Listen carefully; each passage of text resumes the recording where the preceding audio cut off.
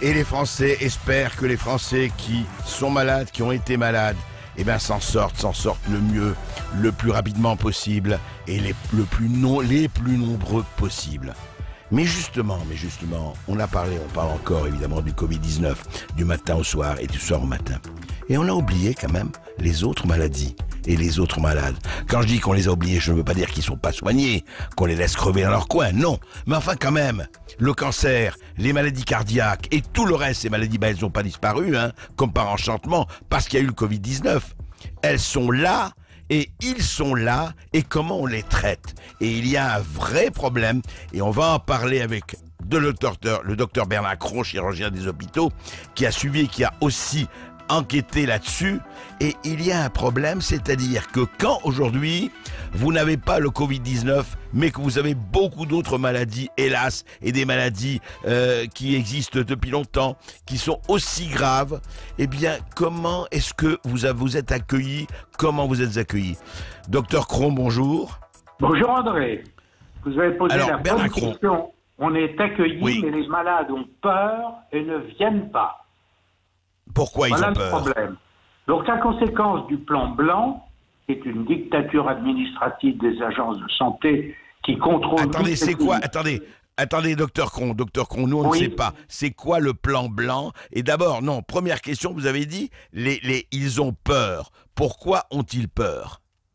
Ils ont peur parce qu'on leur a fait peur avec cette pandémie en leur donnant ni masque ni test. Donc il ne faut pas s'approcher des gens à moins de 2 mètres, donc on peut être contaminé.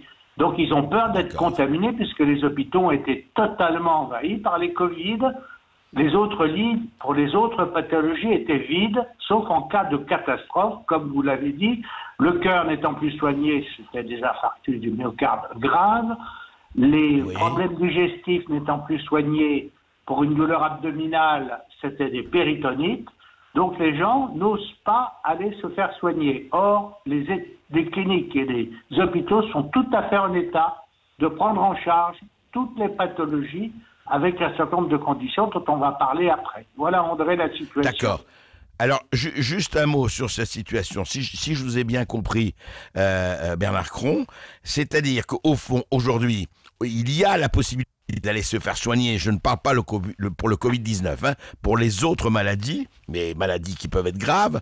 Mais qu'est-ce qui se passe quand quelqu'un, par exemple, ressent, des médecins l'ont dit, ressent des palpitations ou un problème respiratoire, mais qui n'est pas le Covid-19, on lui dit allez prendre le 15, attendez avec du Doliprane, et quelquefois c'est beaucoup plus grave, et on a connu, heureusement très très peu, d'accidents parce que la personne n'a pas pu accéder aux soins qu'il fallait.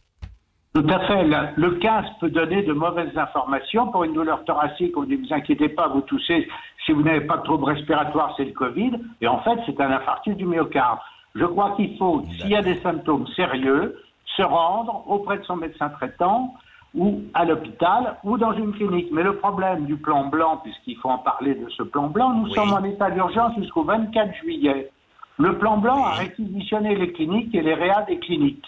Donc les cliniques ont été envahies par les Covid en état de détresse respiratoire. Actuellement, il y a encore 3500 lits de réanimation occupés sur les 6000 dont on disposait au début de la pandémie, qui sont passés maintenant à 10 000. On n'a pas commandé les bons respirateurs pour les insuffisants respiratoires. Il y a 6500 respirateurs qui sont inutilisables car ils ne correspondent pas aux normes de l'anesthésie. Donc on peut reprendre les soins et il est urgent de les reprendre car les cliniques s'organisent en 2 circuits, un circuit Covid positif pour les Covid et un circuit négatif pour les autres pathologies. Mais pour reprendre les activités, il faut que les agences de santé nous laissent la possibilité de le faire. Or, ils viennent de réquisitionner, après avoir réquisitionné les masques, qui nous ont empêchés d'avoir des masques, après avoir brûlé des millions de masques dépassés, pensant qu'ils étaient inutilisables, maintenant ils réquisitionnent les produits anesthésiants. Donc je crains que les cliniques manquent de produits anesthésiants pour faire face aux malades qui ne sont pas Covid. On va en faire la liste parce que c'est ça qui est dramatique, André. Alors justement, parlons-en de la liste. C'est-à-dire qu'aujourd'hui, les ARS, les autorités régionales de santé, ont le droit de réquisitionner d'abord en priorité les anesthésiants pour traiter les malades du Covid-19. C'est Tout ça. à Et fait. vous dites qu'on risque. Et alors, attendez, parce que c'est assez grave. On risque pour les autres maladies de manquer d'anesthésien ou de manquer de curare dans un autre ordre d'idée ou quoi que ce soit. S'il y a un vrai risque de manque, docteur Oui, Cron. il y a un vrai risque. Ainsi, les anesthésistes, par exemple, viennent créer une alerte. Ils n'ont pas les masques FFP2. Lorsqu'on endort un patient, il faut l'intuber. Comme on manque de tests et qui ne sont pas toujours fiables, on ne sait pas si le malade qu'on va opérer, notamment pour une urgence qu'il faut bien opérer, n'est pas Covid positif. Et si le malade tousse au moment de l'intubation, l'infirmier anesthésiste va se contaminer. Deuxième exemple, le chirurgien qui opère une péritonite ou une occlusion en célioscopie, c'est-à-dire cette chirurgie sans ouverture. Lors de la dessoufflation, c'est-à-dire quand on évacue le ventre après l'intervention, l'air qui était dans le ventre diffuse dans la salle d'opération. Si on n'est pas bien protégé, on peut se contaminer. Voilà le problème. Nous sommes donc avec un plan digne des Gosplan à la soviétique, c'est-à-dire tous les plans sont en échec. On va réquisitionner les cliniques, empêcher de soigner pendant plus de 2 mois. Et maintenant, il faut reprendre les activités. Donc il faut que les malades sachent qu'on peut les opérer, qu'on peut les soigner, qu'il y a 2 circuits différents et qu'il est urgent de reprendre ces activités, sinon ça va être une perte de chance grave pour les malades qui sont cancéreux, pour les gens qui ont des douleurs abdominales qui sont peut-être des menaces de péritonite. Il faut pouvoir reprendre ces activités. Mais pour vous donner un exemple, par exemple chez les dentistes, on semble que ça ne soit pas urgent, mais ça peut être très urgent. Un abcès dentaire chez quelqu'un qui a une valve cardiaque peut avoir une septicémie qui se greffe sur la valve du cœur, ça s'appelle la maladie de Sleur, et qui peut aboutir à la mort en quelques années. Et or, les dentistes ont 95% d'absents dans leur rendez-vous. Alors, André, 95% d'absents. Oui, actuellement, on est en train de classer les réinterventions en 4 catégories possibles. Premièrement, les urgences. Eh bien, les urgences, il faut les opérer. Le problème ne se pose pas. Deuxièmement, les malades qui peuvent avoir une perte de chance si on ne les opère pas dans un délai raisonnable, c'est-à-dire dans le mois qui vient.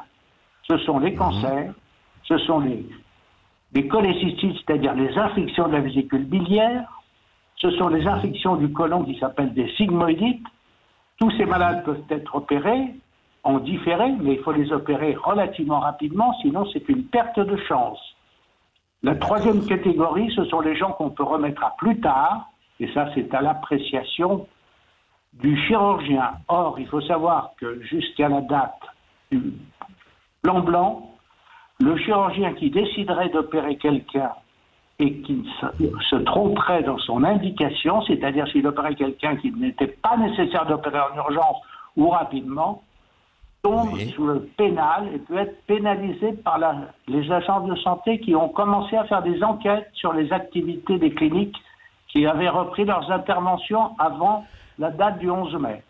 Voilà la situation. C'est-à-dire, attendez, ça veut dire, Bernard Cron, pour parler des chirurgiens ou des pénalisations ou des sanctions, ça veut dire qu'ils peuvent être pénalisés non pas parce qu'ils ont fait une erreur de diagnostic ou une erreur d'opération, ils peuvent être sanctionnés parce qu'ils ont pris un patient en chirurgie ou en opération alors qu'ils auraient pu le prendre plus tard. C'est ça que vous êtes en train de dire. Absolument, ils auraient dû le remettre à plus tard. Ainsi, par exemple, si vous opérez une hernie qui n'a pas de douleur, vous tombez dans la pénalisation, vous êtes hors la loi.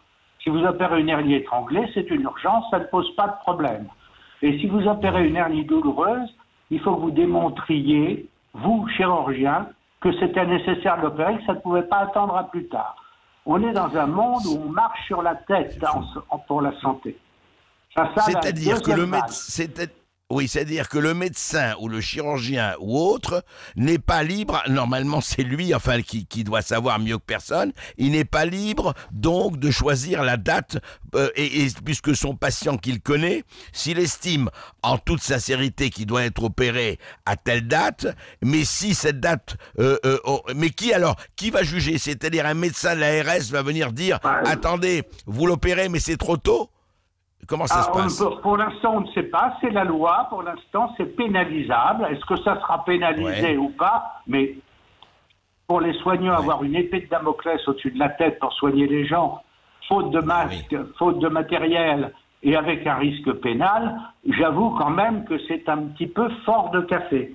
Alors on pourrait continuer comme ça. Oui. On va recevoir un malade qui veut se faire opérer. Alors il va falloir l'informer, premièrement, du risque qu'il a à se faire opérer, puisque c'est l'information éclairée depuis la loi de 2002. Donc ça, c'est classique. Ensuite, on va lui expliquer le risque qu'il attrape le Covid dans le circuit médical. Deuxième explication. Troisièmement, il faut lui démontrer que l'intervention pour laquelle il est venu consulter ne peut pas attendre quelques semaines ou quelques mois. Donc c'est une complexité extraordinaire, mais ça n'est pas tout. Actuellement, avec les malades qui sont en réanimation, il faut savoir que les malades de Covid en réanimation, il reste 3 à 4 semaines. Alors que quand on opère quelqu'un d'une chirurgie lourde, c'est 2 à 3 jours de réanimation. Donc ça empêche de reprendre une activité réelle, rapidement, pour les malades lourds. Et c'est un gros problème parce qu'il va y avoir un encombrement, dès que les malades décideront d'aller consulter, un encombrement des services parce que ça va être le jour où les malades n'auront plus peur d'aller consulter, un encombrement difficile à gérer avec la pénurie d'anesthésiques, puisque pour 3 semaines de réanimation, c'est 3 semaines d'anesthésie. Voilà une situation extrêmement difficile à gérer. Et tout ça parce qu'on a confiné, André, on a confiné en catastrophe, non pas parce que le confinement améliore les statistiques pour la pandémie, car le professeur Raoult a démontré que ces pandémies ont la même courbe et la même surface, qu'on confine ou qu'on confine pas. Tout ça est la conséquence des erreurs successives depuis le début, manque de masques, manque de tests, manque de réactivité, interdiction aux cliniques d'opérer, sauf les urgences. Et on est coincé par ce système actuellement. Je ne sais pas comment on va en sortir. Eh bien, écoutez, de toute façon, on va en sortir, mais on n'espère pas en sortir justement par le bas, c'est-à-dire en perdant des gens, et en perdant des hommes et des femmes qu'on n'aurait jamais dû perdre. En tout cas, merci pour ce tableau, même s'il n'est pas gai, mais il faut dire les choses comme elles sont et en reparler. Et nous en reparlerons évidemment avec vous, Bernard Cron, et avec tous nos experts. Merci.